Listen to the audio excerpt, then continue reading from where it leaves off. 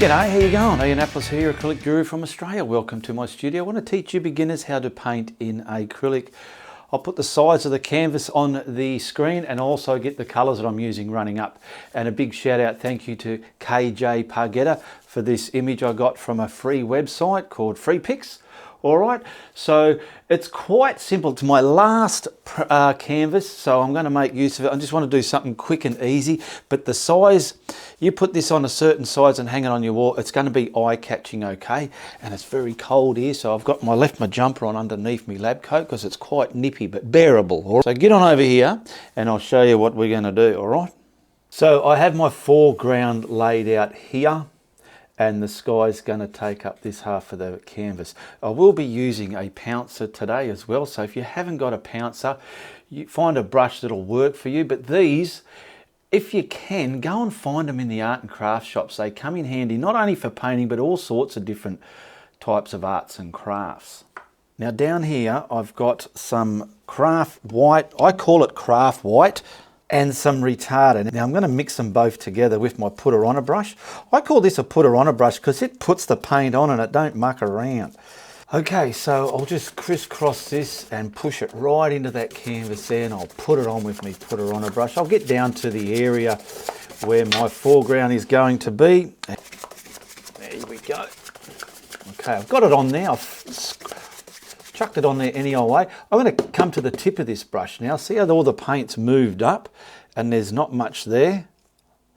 I'll come to the tip and I'll stroke it, and that allows me to push it onto the canvas nice, thin and even, because you want this coat to be not too thick and you want it nice and even so you control the colours that you're putting on there.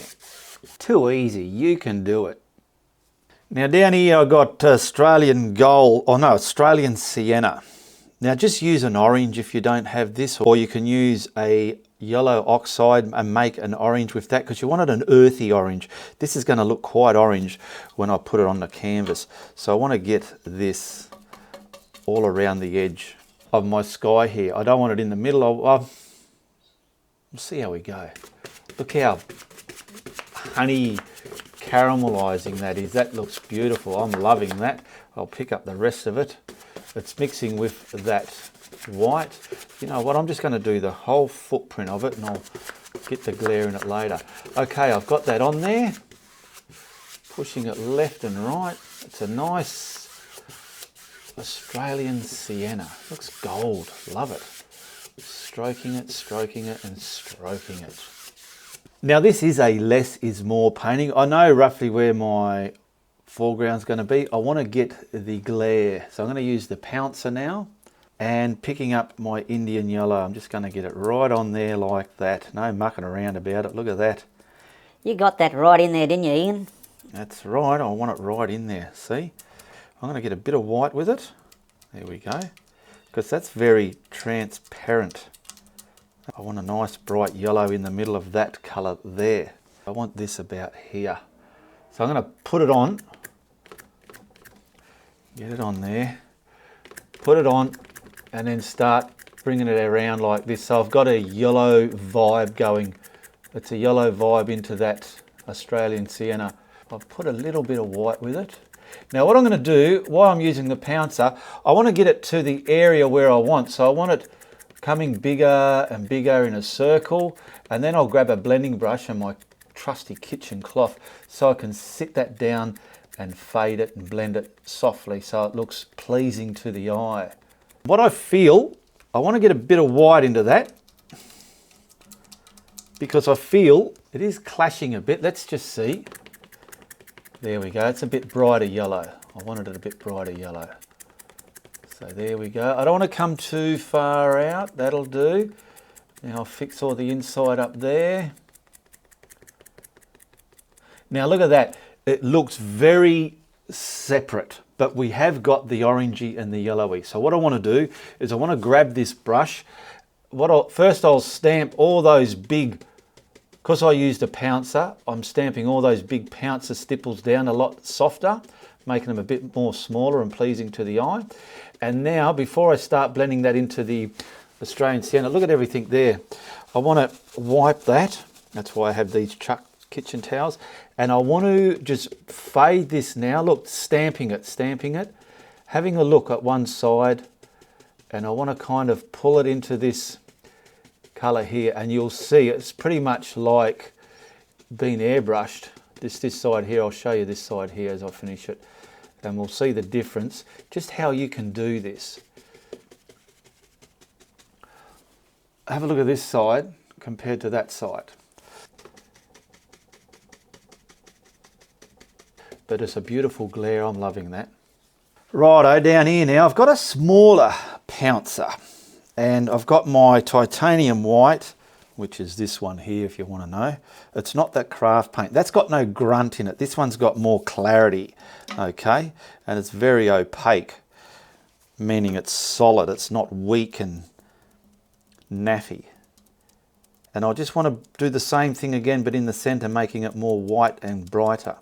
And I want this about there now. So everything's wet still. I want to get it on. I'm stamping it in its spot. It's going to start turning lemony yellow, which is fine. And I just want to get this to the size that I want it to be within that yellow. There. Not too big. I'm going lighter now. I'm kind of half blending it with this pouncer, but I'll pick up my blending brush to really push it in. Now I need a cleaner blending brush because that one's full of the other colour. So I'm going to do again, stamping the middle, getting rid of the pouncer stipples, grabbing my cloth, wiping it just like that. That's how easy it is to wipe, okay? And then do the same again. I want to just blend this into that yellowy colour now in an artistic, pleasing to the eye fashion. And look how easy this is. When you know what to do, what to put on your canvas, you can do anything. And I told you that for nothing.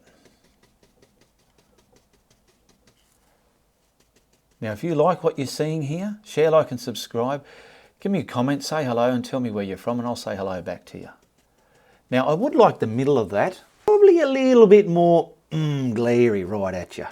So if you're happy with yours, leave it alone. Or if you need to just grunt it up a bit, there we go.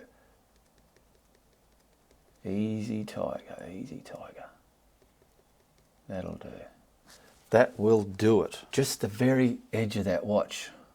Get rid of the stipples first. Easy, wipe your brush. Watch my video a couple of times.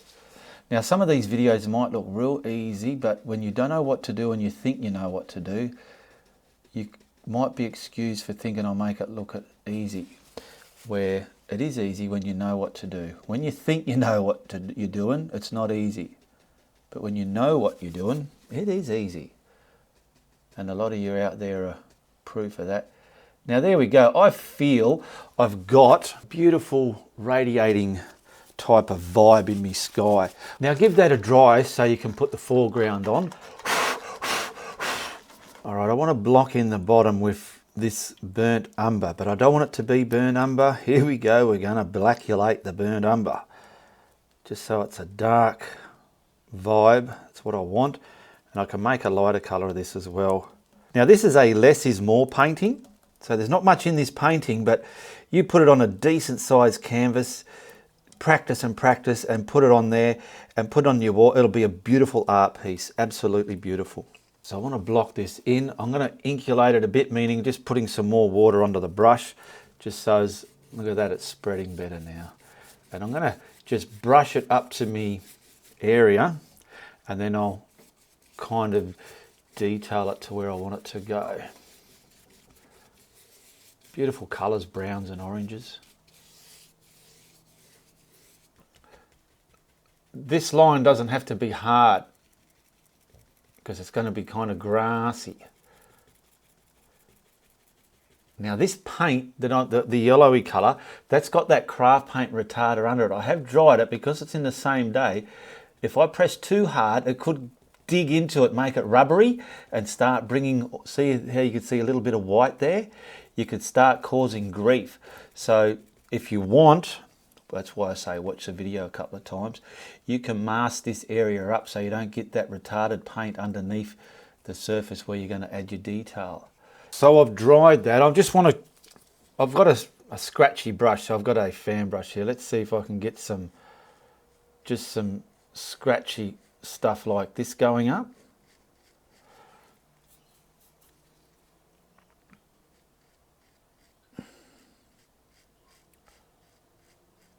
Now, I don't want it to look like a comb. What I mean is, see how I've got this hard line there, and you can see all my scratchy up bits? What we've got to do is make sure you disguise that hard line. So I'll just show you how I do it. I'll get all this here first, just get it scratching up. You could probably do this bit first and block into this, but that's worked all right. I'm happy with that. I just want it nice and hairy and scratchy looking, grassy looking, weed looking. Play with it. Okay, that'll do. Now go through your brush kit and find yourself a couple of detailed brushes. I want at least a script liner and a couple of others I can just make some mumble jumble leaf matter with. So I'll use my script liner to get some of the stems that I want in there. So I'm just pulling some of these up from the dark, just like that. Don't want to go too high and crazy. And about here, I want kind of a, I don't know, maybe a bit of a leafy, twiggy thing. So it can be a little bit more wavy, so to speak.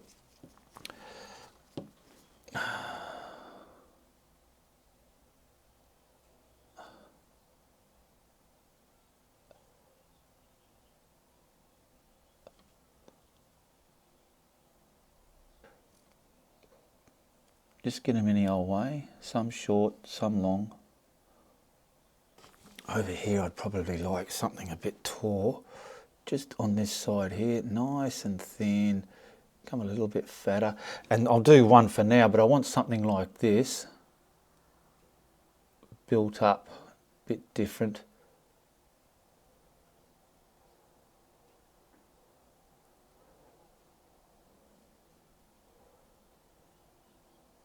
Me stalks up.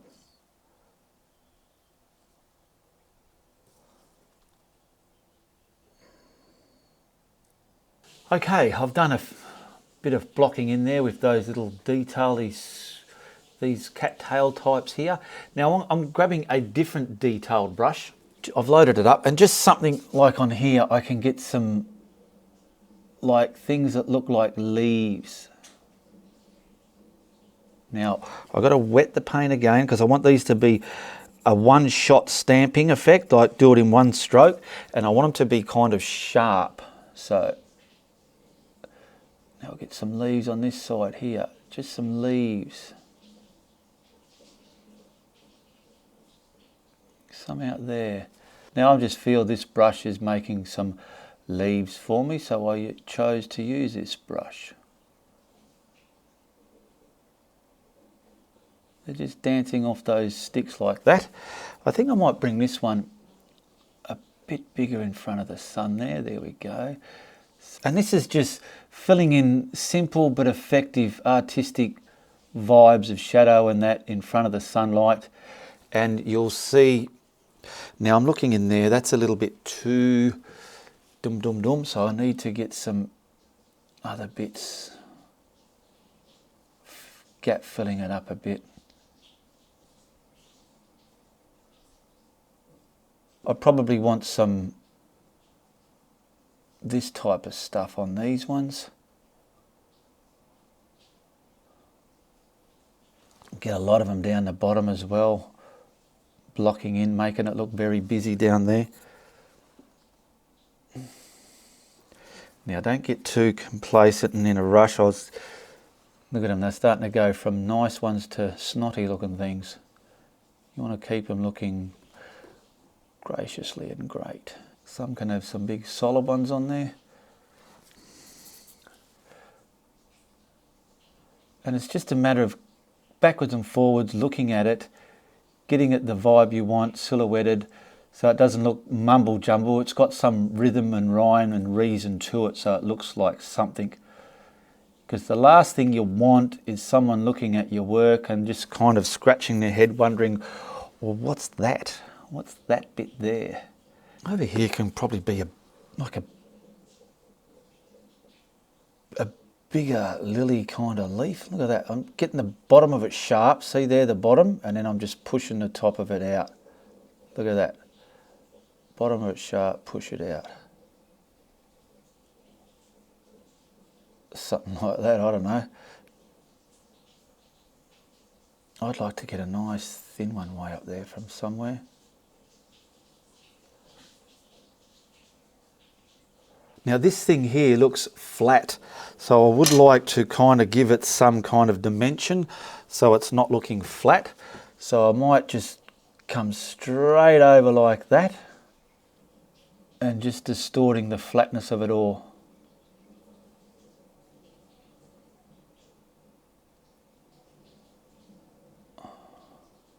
Hopefully. Got all sorts. I might do one of those ones here as well. I don't know what it is, it's just pleasing to the eye, mumble jumble art. Now in this paint I've just dragged some of the brighter colour into it, the white, just so around the sun some of these can be faded with light. So what I'm doing, I'm colouring some of them in with there and coming out from it as well. So once again, colour some in and then out from it as well. Colour some in. Just around the sun there.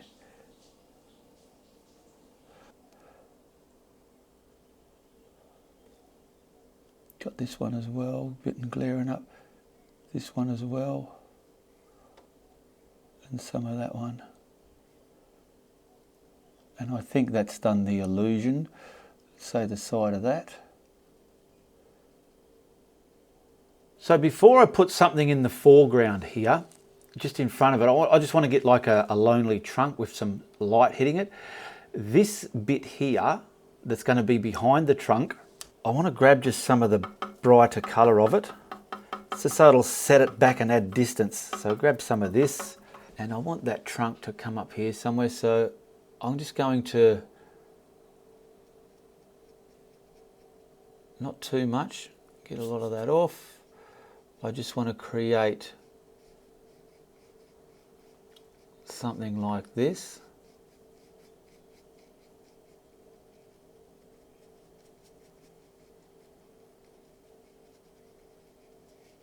That'll do, just to where the trunk's going to go. Okay, that's enough. Now we can give this a dry. I've got some raw sienna and burnt sienna, and I'm just going to put my foreground tree in now. I've just put tape there because I'm filming and I don't want to be taking a month of Sundays. You can do it freehand or you can tape it up. But I want to get me tree, it's sort of coming down and then it's going to swell out the bottom. Okay, that's the shape I want. And having that white stuff is going to set it forward and backwards from each other. So I'm going to use the burnt sienna first and block in the tree, and I can just do it real quickly on camera for you guys. Bring it down here. It can come right to the bottom of the painting there. And I want this to get a little bit rubbery so I can highlight it, and I'll show you what I mean by that. I've given that a light dry. It's probably a little bit rubbery in places, but I needed it a bit dry. And picking up the raw sienna. So let's give this a go. I'll start off the tape. I want to come there. And I want to scrumble it into that trunk.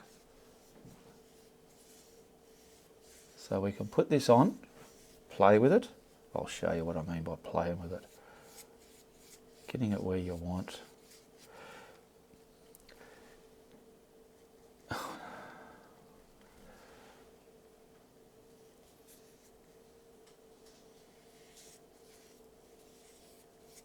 Wipe the stuff off your brush that's on your brush, just wipe it off. Pick up some of the other colour that you blocked the tree in, and then if it's too dry, you can put this on like so. Watch, watch, watch, watch, watch, watch. we'll go to about there. I'll wipe the brush and look at that, scrumble those two wet colours together now. Look at that. And you get a beautiful transition of the two. You could see down here it was a bit wet, a bit dry when I put the lighter colour on. So we'll do that again, put the darker colour back on, put the lighter colour back on, or wipe it, and you can wetly merge those two together. And you can just see how we'll call it wetly merging. I wonder what you get that tape off, Ian. Yeah, I will. I'm going to pull it off now just to see where we're up to with that tree. Oh, I've got a bit of bleeding where I had creases, but that's all right. I'll fix that up. That's where the tape bent. This side will be sharper because it was the concave side. Now you can see how that's looking. So we'll grab the burnt umber, because see here now, it's very bright. We don't want it too loud, and we want to kind of darken some of this up here if you need to, mainly at the very base. There we go. So I'm grabbing the burnt sienna on my brush. This is just because I've got to fix that up, and I'm going to just grab it on my flat brush and just crisp that side back in. And we'll try and fix this up. See, I used the tape to try and make it easier on camera, but I'm virtually having to redo it, but not to worry, it's all art. It's part of the journey in this painting. When I look at it, I can realise the challenge that this section gave me and the joy that another bit gave me that worked great. I've put a little bit of white with that raw sienna, just so in here, watch, just to get it a bit more light in here.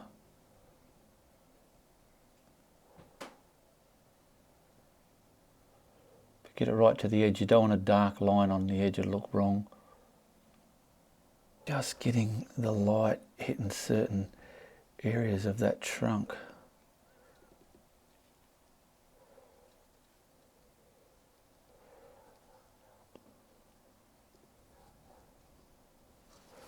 Just grabbing the burn umber because I'm looking at it. Needs to be a bit darker on this side.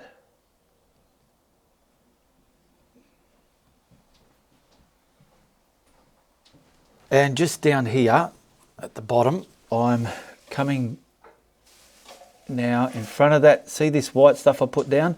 I'm bringing some darkness in front of that and just sitting the tree down as well, coming up on a, I don't know, a nicely fashion. Hopefully that looks all right.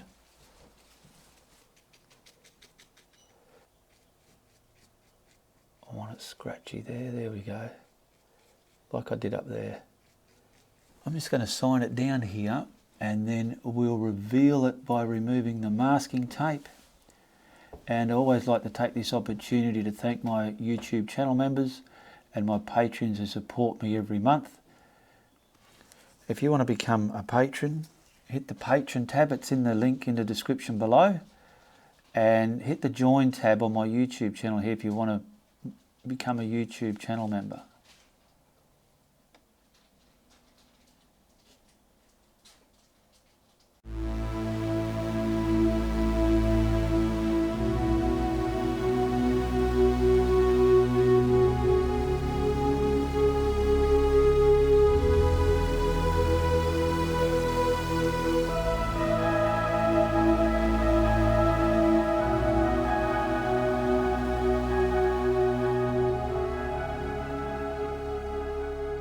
There we go, that's not too shabby, is it? A simple but effective sun setting over a field there somewhere. There's so much you can do to this, but you don't want to do too much because, like I said, less is more, and I know you can do it. Well, that was simple, fun and effective, and if you like what I'm doing, you tell your friends, but if you don't like what I'm doing, you tell everybody. Also, have a look at this other video of mine. Goodbye, good luck, and good on ya.